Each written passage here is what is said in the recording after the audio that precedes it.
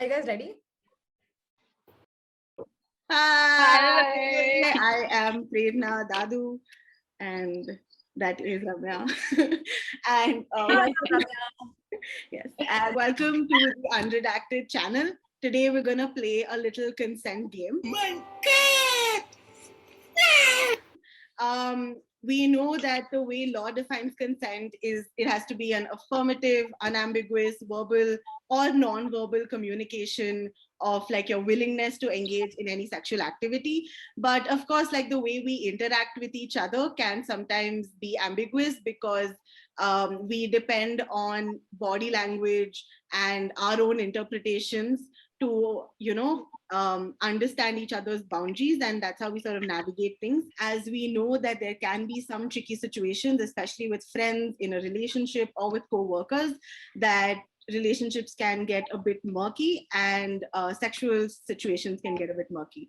This is not to say that no does not mean no, or that every situation is ambiguous. We thought we will explore these ambiguous gray areas, and we need to have like a broader understanding of consent. And this can, I think, only happen if we like make it a more accessible conversation. So we're going to play a little game. Yeah, hi, I'm Akanksha, and Hi, I'm Shivani. Hi, I'm Sundar. Hi, I'm Danish. I'm Sanjna. We're all excited. Okay, so the first situation is that A and B are in a relationship. They have been dating for 7 years. They both are happy and comfortable with each other in that relationship. One fine day, B has gotten a great promotion at work and is generally very happy, comes home and wants to share their happiness with their partner A. And they start getting frisky and they start like cuddling them. But B says, no, I'm not in the mood. I have slighter headache. But A says that no, doesn't really say no, but continues the affectionate actions. And B just sort of lets it happen because they don't want to disappoint A on their happy day. So do you think there was consent in this situation? Okay, yeah. 3, 2, 1, reveal. Yeah. So there was consent. Yes. Yeah. Because so I feel like in the consent is allowing something or saying that I'm okay with this happening. You might not have wanted it in this. This is a relationship that is continuous, right? Like, and you have been engaging in these activities, and you're comfortable with this person is the assumption I'm coming from. And this one day you might not be in the mood to do something now, but in like 15-20 minutes hanging out with that person, talking to them, that could change. And then even if you're unsure about whether you want to do it or not, if the other person is interested and you want to even if you're doing it just for them, I think in a relationship, after a point, if you're doing something for the other person, you're still consenting to do it for the other person. So then I think there was consent. I don't think being in a 7-year relationship is reason enough for someone to just assume that it's consensual, and B doesn't owe anything to A. There are ways to celebrate it other than sexual activities, and if B is not okay with it, A needs to understand that. So I think this requires a lot more specificity to come up with a solid answer about it, right? I completely agree with Nuts where you can change your opinion in a matter of minutes. And if it's something that there was no explicit discomfort that was showcased about, and if there was no persistence in trying to acquire that consent that was showcased, then I think it can be an acceptable form of an agreement where you can say, okay, fine, even though I'm not completely into it, I don't mind engaging in sex at this particular point of time. And that's probably some kind of, I wouldn't say it's an obligation, but I'd say it's an act that can be reciprocated by the partner in the future too. So I don't think this is very explicitly a yes or a no without more details being presented. I said no, and I still believe it is a no. Because first and foremost, even though they are in a 7-year long relationship, that is okay. But the fact that the partner says no once, and after saying no, the other person continues with their trajectory of whatever they were doing. And at the end of the day, the partner agrees to whatever was happening because of the thought that they don't want to disappoint the first person. That in itself is not free will and free consent, that you are deciding on your own that, okay, fine, that's cool, let's do this. That is not agreeing on your own, because at the end of the day, you need to realize that consent is your own choice. And if you yourself are not making that decision of saying yes or no, or like, because if it is a yes or a no, and in my opinion, it is a no. They said no once, and they just continued because of the fact that the other partner continued to do whatever they wanted to do, and the second partner did not want to disappoint the first partner. If the disappointment factor was never there, there was a simple no in the situation. So I also said maybe, and I think I agree. Like it's a combination of what Akanksha said and what Sundar said. But I also think the context really matters, because it really depends on what kind of relationship you share with that person. Because again, assuming you've been together for 7 years, you're comfortable enough with each other that if I really did not want to do it, I would just be like, fuck off. And the guy would totally get it. But at the same time, if it was like, I'm folding my laundry and he comes in, he's hugging me, kissing me on the neck, and I'm like, no, baby, not today. And he's like, oh, come on. And then he's kissing me some more. I'm like, okay, fine, let's do it. Because, like, that's me. So I think it just depends on the person and their level of sexual activity. Also, what do they see their sexual activity as? Is it something casual? Is it like a big deal? Like, okay, if I'm going to be fucking, then there better be like a bed of rose petals or something. Then that's different. So I think the context really matters. And from my point of view, it's a maybe. I would say yes, but I also agree with the no's. I get that. So because of the context thing, I've left it at a maybe. Let's take a look at the next scenario, right? So person A is working at a company. Person A's boss is the only person who can promote person A and supervises them on a day-to-day basis. So one day, person A and their boss go out and get drunk at an office party, and they later on end up having sex with their boss. Was there consent? 3, 2, 1, show. Maybe no. Yeah, so while I do think there's an unethical act in all counts, and I think the boss is in a position of responsibility, and no matter what the answer of his subordinate is, he still should not go through with anything that could influence his decision in a professional capacity, when he's the only person who can determine what her future would be. I don't think her consent is something that is undermined by this act of unethicality, right? Because consent is something that emanates with a lot of agency, and that's something that she can exercise with her own vigilance. Like, she can think about it herself and think that this is a wise decision that she's making. She genuinely wants it. And I don't think it undermines her consent in any way, but there definitely is a power dynamic in this entire in this whole relationship, and that cannot be done away with. It definitely is an act of unethicality. Regarding consent, I don't think you can explicitly say that there was no consent over here. Okay. Most of our answers were viewing it through the lens of the fact that she may want a promotion at some point, and that's her like ultimate motive. But like, there could be two scenarios. A, she's like really happy with her job and she's not looking for a promotion, which I think is like a very fair scenario for a lot of people. And B, like, you don't even know how long she wants to stay at the company, or if this was consensual and she does really like this person or like want to pursue it further. Like, I think I don't know why I said she, they both God, they both knew what they were getting into, and clearly there were no instances where one of them hesitated or it seemed like it was forced. And so I feel like the only reason I said maybe is because in case this person did want a promotion, then it might be like a maybe situation. But like, if I don't view it through that lens, it seems consensual to me. I think that because of the fact that just because there's a power dynamic in play, it doesn't mean that any sex that happens between them has to be influenced by it, especially because you guys said that they both were at the party getting drunk together with multiple people present. It just kind of made me feel comfortable with the idea that it's not a situation where one person got the other drunk and took advantage in any way. there were other people around as well. It was a casual grabbing some beers after work, and oh, you know what? Who cares if they're my boss? I just want to fuck them. Like, you're chilling. That way, it sounded pretty consensual to me. I was the only one who said no, if I'm not wrong. Yeah. The only reason, so my no was a no between a no and a maybe. It's a bit of a confusing situation. Um, so my no was more from the fact that the people involved in the situation were intoxicated rather than anything else. And obviously, this is a very tricky situation with respect to where if you can probably give consent when you are intoxicated or not in the first place. Um, so yeah, I think that was the only reason why I said a no. Otherwise, it was probably a maybe situation, to be very honest. See that it's unethical and there is a professional relationship, and I feel like that's the reason this happened. That might be one of the reasons this happened after a party or that kind of casual circumstance.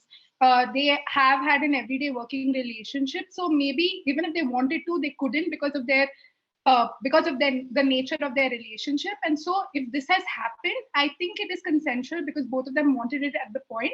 But I think what is more important is after, when you are dealing with your professional relationship, or how y'all are going to separate the two, or how y'all are not going to affect either party adversely because of this, that conversation becomes very important. Okay, fine. Okay, so A and B, there are two people. They are not specifically gendered. They didn't know each other prior to, like, say tonight, and they met either through a dating app or like whatever, just met at a bar maybe. And in both of their intentions, like they're attracted to each other, they decide to go back home and they have sex, and they like try various kind of kinks, and it's like the entire night is sort of them exploring things and doing like nice things, whatever. They're both happy, they're content. And the next morning, before person A wakes up, person B decides to perform oral sex on them, so that they can wake up to it. So yes, so do you think there was consent in such a situation? 3, 2, 1, go. Yes, no, yes, no. Obviously a no, but unless you've specifically spoken about a kink where they are into this activity, or where they've spoken in their state of consciousness that they would like to be woken up with their genitals being devoured, then I would say that unless those essentials are achieved, then this is a no. Okay. I just Yeah, have you a go. very dumb reasoning behind it. Yeah. I was like, yeah, I'd like that. So yes, like it's just that, like, yeah, I like that. But also that, given that they were having, like, they were doing kinky stuff the night before, I don't know. Like, I feel like with that context, the assumption that I'd be comfortable with the person is there, because I wouldn't do that or talk to someone about my kinks unless I was comfortable. So, and then I feel like organically this would flow, and in my head, like, it feels pretty consensual to me. Okay. So this one is gender specific. Okay. So in this case, person A is 19-year-old and is a boy, and they match with a girl who is 17 years of age on Tinder. Okay. The girl who is 17 is interested in having sex, like it clearly mentions in their bio that, hookups only, and the intention is very clear that they want to have sex. But the legal age of consent in India is 18. So do you think the 19-year-old boy having sex with her is consensual? 3, 2, 1, reveal. Yes. No. Yes. Maybe. No. Maybe. What is no and maybe? Like, maybe covers it. Covers no. So no would be from the legal standpoint, because obviously it's not legally consent if the person has not reached the appropriate age for giving consent under the POSCO Act. That's fine. That's the no. However, for the maybe part, there is always a conversation about who decides the age and what the age would be an appropriate age, and at what time do you get to decide on when I can give a consent for my own sexual being. That would be a maybe for me. That if the two people are agreeing, then it's okay, I guess. Completely resonate with what Danish said. Just to add to that, I don't think just the fact that because it's embodied in law makes it an explicit no. But I think that without any regulation that establishes a floor age beyond which you cannot consent, it becomes extremely hard to find out who can consent based on every nuanced situation. So I do think there is a requirement for a certain blanket age, but that blanket age is very debatable. And there has been a lot of jurisprudence about that that's been evolving around times. You can look into that. Anyone For me, the fact that there's not a big age gap between the two of them also played a factor. And also the fact that at 16, people are usually drinking, exploring, like doing other things, exploring their body. And I think it's okay for her to, obviously it's okay for her to want it, but it's also okay for, as long as this guy is being respectful of her boundaries and because he is older and he has to, he doesn't know exactly why she's doing this. So I think there has to be some consideration of that fact. But other than that, if both of them are interested in this activity, I think it's okay. But I would be interested in knowing why, like at what, she's 17. I guess that's old enough. Again, there's a question of what is old enough, but I'd be interested to see, is she like, is she educated? What kind of socialization has she had with regards to sex and sexual experiences? Is it a tool for her to get validation? Like, why is she in it? But then who are we to say why is she in it? If she's saying she wants it, then kudos, like more power to you, bro. So yes. Yeah. No, I agree, because like even when I was saying that he should be mindful of why she's doing it, is it because she has some issue? But how much responsibility does he have also? He's here for sex, she's here for sex. I don't know. Why are we infantilizing her and saying she's not Exactly. mature? Like, if she's saying she's okay with it, then we have to take her word for it. Right.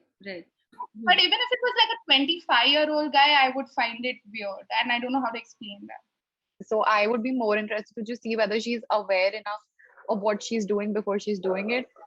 But then that brings me constantly back to that feminist thing, right? Who am I as a feminist telling some other female how to live her life and what's right and what's not? It's totally her call. Like, so A and B are married. A wants to try like BDSM, like heavy BDSM, and B is not comfortable with it and doesn't want to do it. A says that it's important for them because they think it's their sexuality in a way and like really does want to explore it. But B doesn't want to. So A says that's fine. I will experiment it with other people outside of this marriage. B is not cool with that either.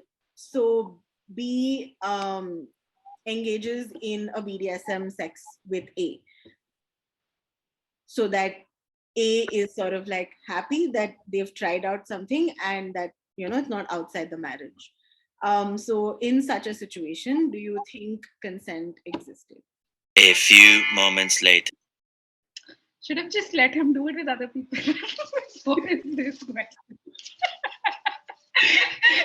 3 days later. Now I don't know. I don't know. So much later that the old narrator got tired of waiting and they had to hire a new one. Eventually, Are you guys ready? Maybe. Everybody else. Interesting. Great. No, yes is in this answer. Yeah. initially I was thinking obviously it's a no, right? Because the person was pressured in this situation to participate in BDSM. Otherwise, the alternative is to have their husband cheat or do something outside of marriage. But so it's a no with a maybe, not a maybe with a yes. So the reason why I come to a maybe, not a straightforward no, is because though a lot of people would think, okay, because my husband is doing somebody outside of the marriage, that effectively means end of marriage. But that's not really true for everybody.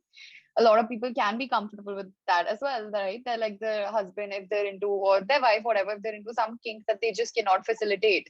If they have that conversation honestly and are secure enough in their relationship, trust each other enough, they can totally just do that outside of marriage and still be a happy, much more fulfilled couple now maybe than they were before. I just feel like previously I had said that even if a person is doing something to appease the other partner in the moment, it's okay or it's consent. But here I feel like it's more tricky than that because it's because BDSM is also more violent. It could be humiliating. You could feel a lot more negative emotions could be attached to it. So unless you are comfortable with it, the reason you're doing, I mean, if you're not doing it because you want to do it, it becomes very, I think, psychologically harming. And at the same time, I feel like I agree with Shivani that maybe they could have come up with a different alternative to this. But if they are engaging, then is this a one-time activity? Isn't he going to constantly want to do more or explore more? How do you curb someone's exploration to just one person? So that. There's no element of real choice over here, and she was pressured into it, which is why I think it's a pretty clear no. But I don't think she was pressured into it because she said that if you want to do it with me, right? Or she's expecting that he should stop having these feelings, which is harder, right? For him. Yeah, so I feel like this might be just my personal opinion, but I feel like a more disruptive kink is not, it does not come up on the same pedestal as basic human treatments, such as having a secure marriage, such as having normal sex that does not degrade you from your perspective. And I feel like BDSM is something that he should have thought of before he entered into marriage, if it was such an important priority, if that's something that he's willing to sacrifice his marriage over, which is why I think there's no real choice over here, where he's pretty much, he's not saying let us end this relationship. He's saying I will continue to have sex with other people while we're still married. And if you don't service me, I will find my source from somewhere else. So I don't think there's any real choice in that aspect. Yeah, that makes sense.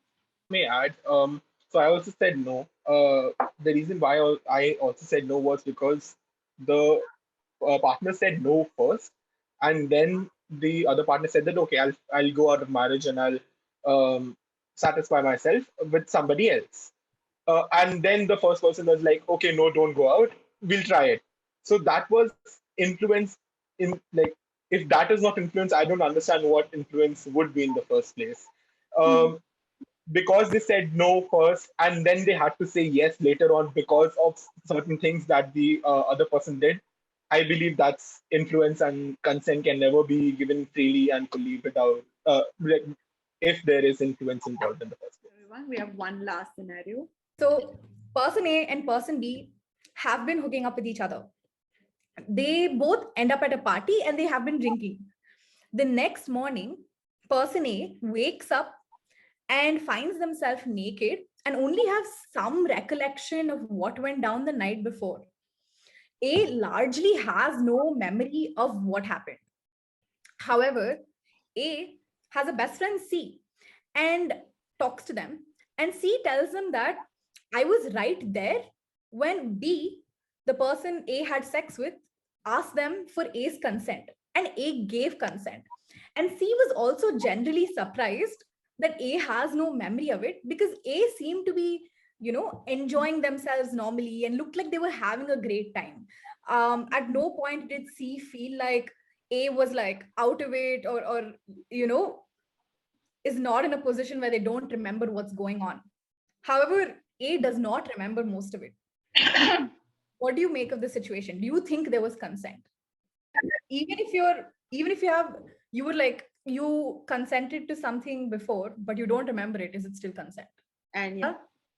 Danish is not ready. And Danish, you want some more time, or you can't think of an answer to this? I am so confused right now. 3, 2, 1, show. No. Yes. Maybe. Interesting. So in this scenario, whose onus is it? Like, do you think it's person B's fault? Like where do you place the responsibility? I said yes, but I do want to clarify that if this was me in this situation, I would feel violated regardless if I woke up to this particular situation, but I wouldn't blame person B. It seemed like I was in a position to make a conscious decision, but I would feel violated regardless, just because of like waking up like that and not remembering anything. But I don't know whose fault it is. wake up blackout drunk all the time, not remembering anything ever. So if in a scenario like if this happened to me and my friends told me, bro, you look fine, you were happy, I'd be like, okay, yeah, I'm sure I was then. Because I wouldn't then, that's why I was asking about the feeling also, because I know I always forget everything. I have a very strong sense of this general feeling of I feel okay, and no, I woke up with a bad feeling. I did something fucked up last night. So I would heavily rely on that vibe. And just because I know that that happens to me and they've already had a previous hooking up relationship and stuff, if I woke up in that scenario, I think it would be a yes for me. Yeah, like I was just thinking, if I was with someone who is this drunk, I would feel some responsibility. I would be like, listen, you're too drunk, is this okay? But if they are telling me in that drunken state that this is okay and I want to do this, then I would take them on face value. And if they woke up the next morning not remembering, I would feel bad, but would I be responsible, you know? But the person didn't look sloppy, drunk, or anything anyway. They look totally fine and functional. So there is no way for the other person to know that this is anything beyond just a normal casual drunk and like a blackout drunk. So that way I don't know how, like you're saying, like I don't know how much responsibility falls upon them in that scenario. If they were trying to do somebody who literally can't walk, then that's a totally different thing altogether. The reason why I specifically said maybe was because of multiple reasons. For example, Matthew Perry saying that he does not even remember multiple seasons of recording Friends altogether because he was so out of it. So in those situations, you do not know who to blame. You do not know who to like whatever happened in that situation. So that is why I said maybe if there is consent in that situation, maybe yes. If the person feels violated the next morning, then no. If they are okay with it, they are okay with whatever happened, then yes. Yeah, so I pretty much agree all across the board with Shivani, Sanjana, and Danish. It's a extremely gray area, like although myself included in this bracket, I have, I have resorted to this moral compass where you refuse to engage in any sexual activity with anyone who has been slightly intoxicated. But then you acknowledge how rampant intoxication is in hookup culture and how casual it is. And it's a slightly unrealistic expectation to expect someone to be absolutely sober every single time that you engage in sex, right? And if you're how do you attach a value of intoxication? You have to universalize that, right? Like if you're saying you're slightly intoxicated, so you don't deserve, so you're still capable of giving consent. How do you calculate that metric of how intoxicated you are? So I think it gets extremely gray, and I really don't see any way of regulating this apart from a case by case circumstance. And yeah, it boils down to the steps that both parties have taken to gauge the consent, the body language, signs signs of discomfort, such as that. So yeah, it's a really gray area, and while I don't have a solid answer to this, I'm sticking to a maybe. Okay, thank you all for joining us. This has been a great conversation. I hope this was interesting to you guys also. Okay, thank you.